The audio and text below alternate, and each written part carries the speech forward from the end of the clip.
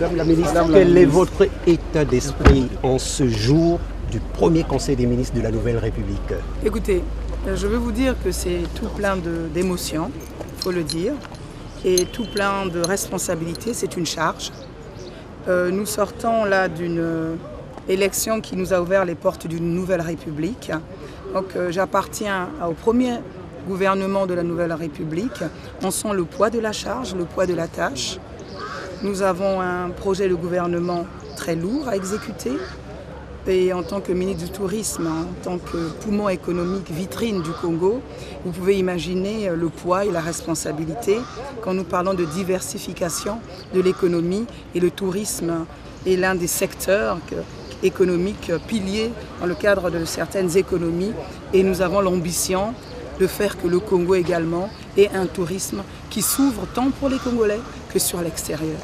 Exécutant la politique de la nation dans le domaine du tourisme et des loisirs, conformément au décret numéro 2016-373 du 27 décembre 2016 relatif aux attributions du ministre du Tourisme et des Loisirs, ce département ministériel dirigé depuis lors par Mme Arlette Soudan-Nounou est chargé notamment de préparer et appliquer la législation et la réglementation relatives aux professions et aux activités touristiques et hôtelières, de formuler les stratégies, adopter les mesures et entreprendre les actions en vue de la promotion du tourisme, de l'hôtellerie et des loisirs, d'étudier de concert avec les ministères intéressés les stratégies à mettre en œuvre pour le développement de l'écotourisme, de protéger et entretenir les sites touristiques et enfin d'élaborer un cadre juridique et institutionnel relatif au développement des loisirs.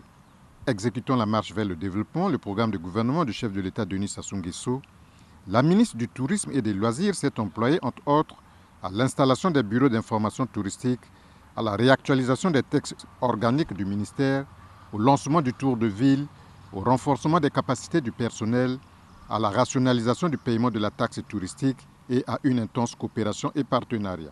Initiée par le président de la République depuis plus d'une décennie, la salvatrice politique de municipalisation accélérée est un atout indéniable pour le développement du tourisme au Congo. Vous savez, mon ministère, c'est un ministère aujourd'hui qui semble être connu que l'on découvre. Hier, méconnu tout simplement parce que culturellement, nous ne sommes pas des voyageurs. Culturellement, nous ne pensons pas que le loisir sain, aller se mettre à côté d'un cours d'eau, aller déjeuner dans un lieu où il y a de la végétation verte, qu'on appelle de l'écotourisme dans mon département, aller dans le cadre d'un voyage de tourisme d'affaires, ce sont des concepts que nous ne connaissions pas. Mais le chef de l'État, pendant les septennats qu'il a eu précédents, la Nouvelle République, qu'a-t-il fait? Il nous a emmené la municipalisation accélérée. Mais aujourd'hui, moi, j'ai sur ma table de travail la stratégie nationale du développement touristique qui n'existait pas au Congo. J'ai aujourd'hui le plan directeur avec des actions à mener, avec la répartition du territoire congolais en 3 territoires. Mais n'eût été la municipalisation accélérée, qui m'a apporté quoi dans mon département?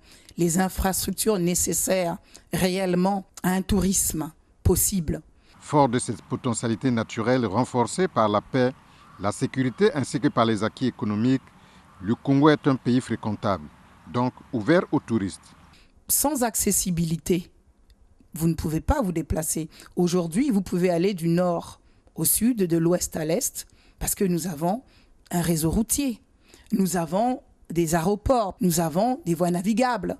Et vous avez quelque chose que la municipalisation accélérée du chef de l'État a également apporté, l'hébergement. Aujourd'hui, quel que soit l'endroit sur le territoire congolais, vous pouvez vous loger, quelle qu'en soit la bourse que vous avez. Vous pouvez vous y restaurer également. Vous pouvez aujourd'hui être en sécurité. Vous pouvez aujourd'hui être prise en charge sur le plan sanitaire, les premiers soins. Vous pouvez aujourd'hui, pratiquement sur le plan de la bancarisation, au lieu de vous trimballer avec ces malles d'argent qu'on a, souvent, moi j'ai souvent plus de cartes de crédit, des chèques, et aujourd'hui cette bancarisation permet ce flux plus facile et plus léger. Et nous avons quelque chose que la nature nous a donné, ce grand potentiel touristique aujourd'hui, méconnu des Congolais. La chef du département du tourisme et des loisirs pense que le tourisme est un outil essentiel pour le brassage des populations. Ce ministère transversal que j'apprécie Et c'est avec beaucoup d'appétit que je travaille au quotidien. Pourquoi ? Vous savez, lorsqu'il y a brassage, lorsqu'il y a circulation des uns et des autres, vous découvrez la culture de chaque département, ce qui brise les préjugés, ce qui casse le repli identitaire. Parce que lorsque moi, je viens chez vous dans votre département, si je suis du Sud, je viens chez vous au Nord, mais il faut bien que je dorme chez vous. Ben, dormir là, ça me coûte de l'argent pour m'y loger. Ça me coûte de l'argent pour me restaurer. Ça me coûte de l'argent pour me déplacer. Donc, je vous injecte une forme d'économie. Et imaginez tout ce transit humain qui se fait. Et donc, il y a un échange avec les populations, un échange direct de proximité. À ce moment-là, dites-moi, quand je viens dans votre hôtel, vous me recevez mal? Ou quand je viens dormir chez vous, chez l'habitant, vous me recevez mal? Non. Puisque j'apporte un pouvoir d'achat, même si je suis du coin et je viens de l'extérieur en vacances. Mais je fais grossir le panier de la ménagère chez vous. Parce que vous, il vous faut aller au marché, acheter un peu plus. Et donc, quand nous avons déjà tous ces acquis sur le plan des infrastructures, aujourd'hui, il nous faut maintenant trouver les financements nécessaires pour mettre en application la politique que nous avons. De même que depuis son arrivée à la tête de ce ministère, le tourisme est en train de conquérir progressivement les 342 000 km² du Congo. Dans l'entretemps qu'avons-nous fait? Parce qu'on ne peut pas parler de destination touristique, de destination Congo précisément, sans un lieu d'information. Et qu'est-ce que nous avons fait? Aux aéroports de Brazzaville, nous avons ouvert les bureaux d'information touristique qui permettent à tout un chacun, congolais ou étranger, de se renseigner, de pouvoir acheter des guides, tant en chinois qu'en anglais, qu'en français, et des livres également et des DVD sur l'histoire du Congo. Et quelques cartes postales également. Et donc aujourd'hui, petit à petit, nous sommes en train de conquérir le territoire.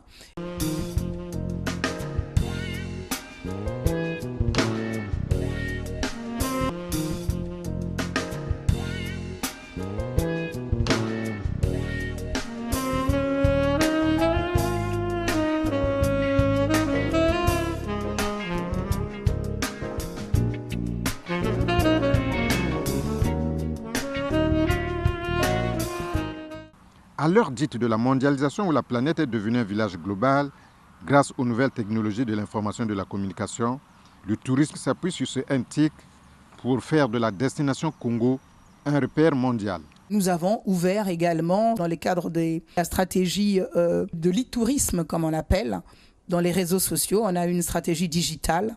Donc il a fallu là également avoir dans les réseaux sociaux 2 pages, celle de l'Office du tourisme qui vous renseigne sur quelques lieux touristiques, celle du ministère qui vous parle de l'encadrement juridique, tout ce qui est texte de loi, qui vous permettent une implantation et permettent aussi aux investisseurs de regarder de notre côté. Le monde évoluant en symbiose avec les outils de travail, la gestion et la formation des ressources humaines est de mise dans toute administration. À l'interne, ce que vous ne voyez pas, il faut former, il faut renforcer les capacités. Parce que là aussi, il y a un grand gap entre la politique que nous voulons mener et les hommes qui doivent la conduire. Et aujourd'hui, j'ai dû faire, moi, un état des lieux, j'ai dû faire un audit sur la gestion des ressources humaines qui m'a révélé que pratiquement 40% des postes du ministère ne sont pas pourvus dans les 12 départements du Congo. Et au niveau des 2 directions que j'ai à Brazzaville, j'ai pratiquement là également près de 20% de personnel qui vont à la retraite. Et il faut combler tous ces vides-là. Mais les combler avec lesquels? Il faut bien remplacer par les compétences. Les doyens qui sont partis n'ont pas toujours formé. Et les jeunes qui arrivent ont la bonne volonté, certes, mais pas d'expérience. Et donc, nous menons de front tous ces différents dossiers. Il y a des experts de l'Organisation mondiale du tourisme qui vont arriver, former l'ensemble des cadres du ministère à l'appropriation même de la stratégie nationale du tourisme, parce que certains travaillent au ministère du tourisme, mais ne savent même pas ce que c'est que le tourisme comme tel, ou le loisir. Et nous sommes également en train d'aller refaire des formations dans le cadre des statistiques. Parce que pour que les investisseurs viennent à vous, ils vous posent des questions évidentes. Combien de touristes recevez-vous? Quels sont les passages dans les hôtels? Parce qu'ils veulent investir dans certaines zones, mais ils veulent savoir quelle est la fréquentation, quel est le flux humain. Il y a tout ça qu'on doit prendre en compte pour pouvoir être performant aujourd'hui. Il faut donc reconstruire ces hommes qui sont dans ces structures, dans ces départements.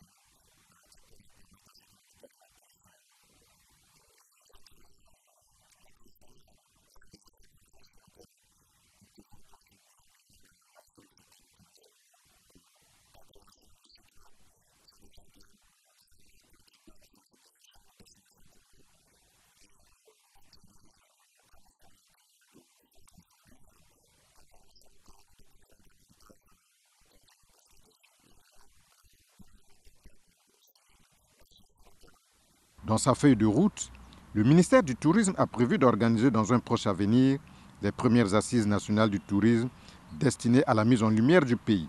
Le clou, c'est au mois de juillet, mi-juillet, nous allons recevoir à ce moment-là les assises du tourisme, les premières assises du tourisme et des loisirs congolais.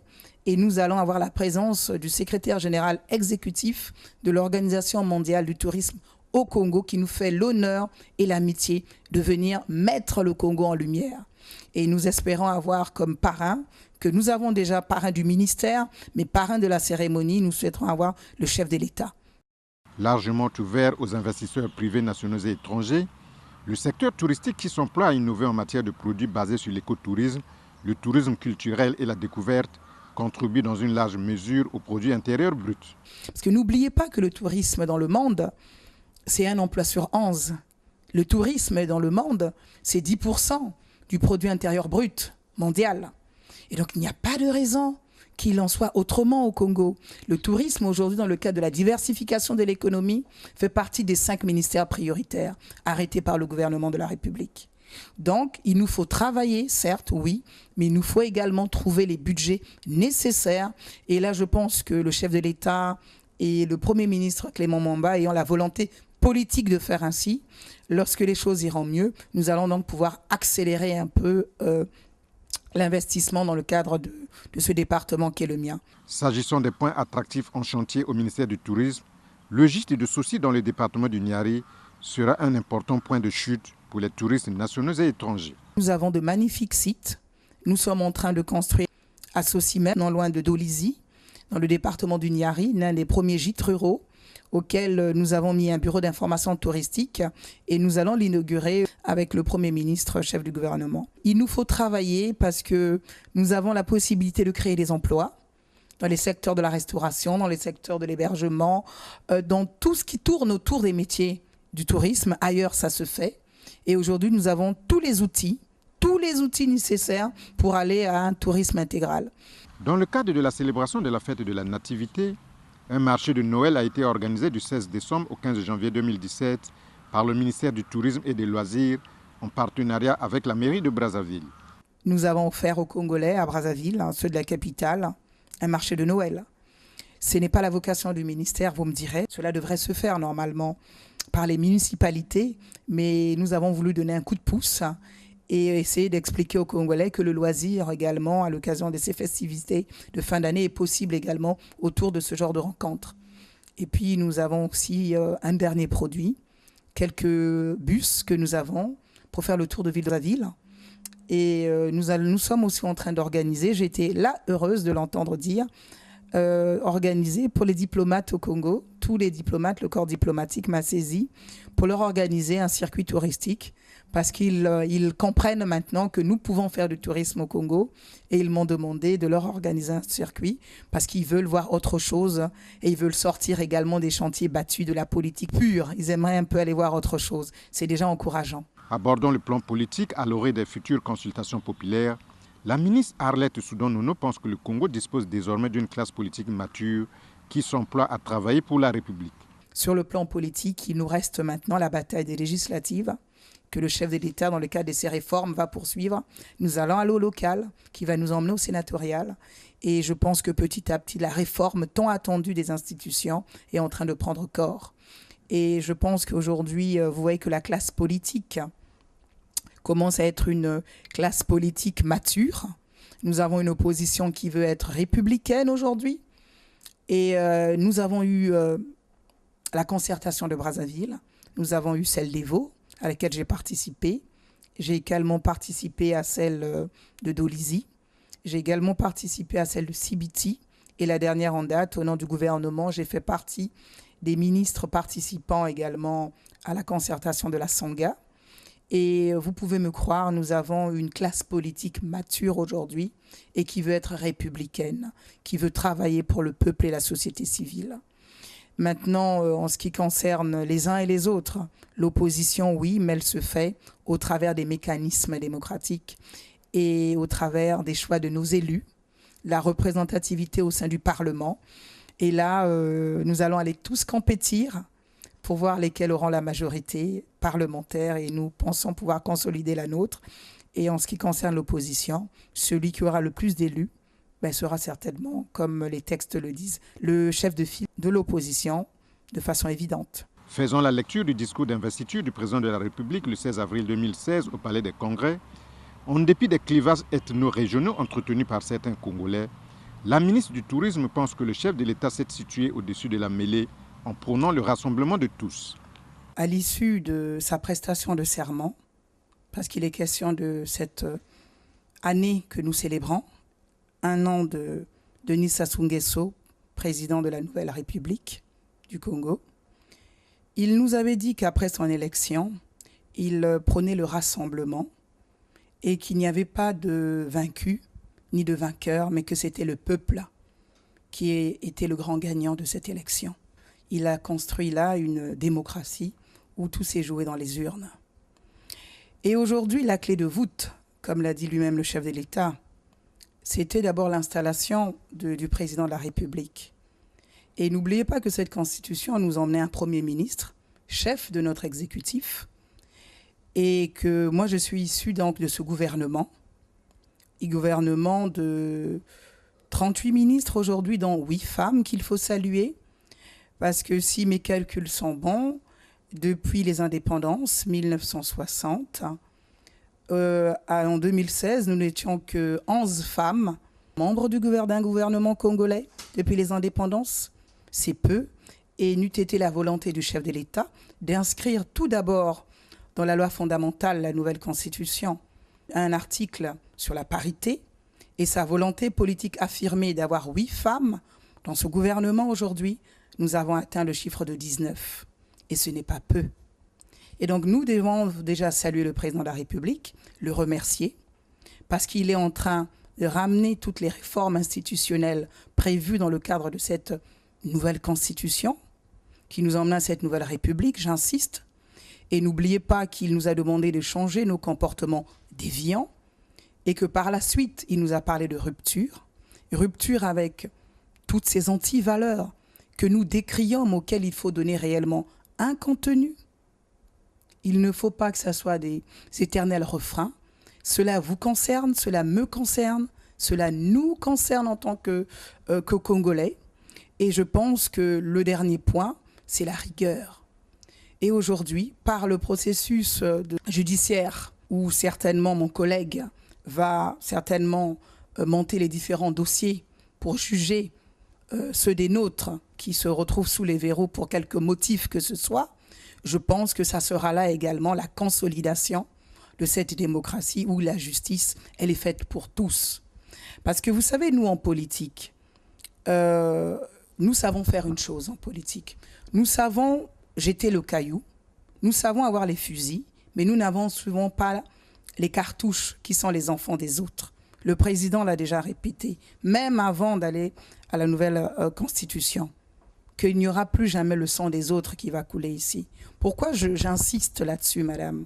Parce qu'aujourd'hui, nous avons réussi une chose, à faire que les jeunes que je salue, jeunes, hommes, femmes, qui aujourd'hui n'ont pas pris ces cailloux pour caillasser, comme les Cassandres attendaient aujourd'hui, ont compris que pour construire quelque chose, une société qui aille vers un développement global pour tous, c'est un processus.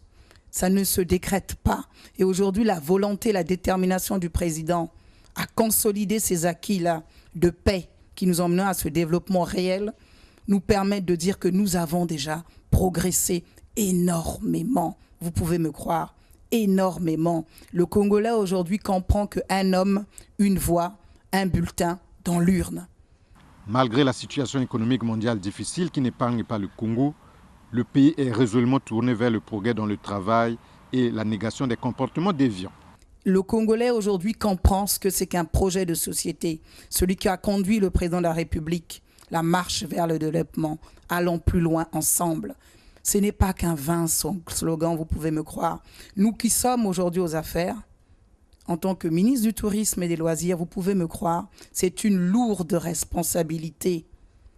Et lorsque vous arrivez aujourd'hui dans le cadre d'une récession économique due à la chute du baril du pétrole, oui, pour une personnalité comme moi, c'est du pain béni parce que ça nous ramène à des fondamentaux de gestion. C'est ce que le président a décrié, ce qu'il appelait la rupture, ce qu'on met comme antivaleur, le clientélisme, le népotisme, le repli identitaire prononcé et autres, des comportements déviants, première expression du chef de l'État. Et aujourd'hui, au nom de la rigueur qu'il prône également, nous arrivons, c'est vrai, beaucoup de choses restent à faire, mais beaucoup ont été faits. Et là, dans le cadre de ce quinquennat, beaucoup de choses, beaucoup de réformes sont en train d'être faites.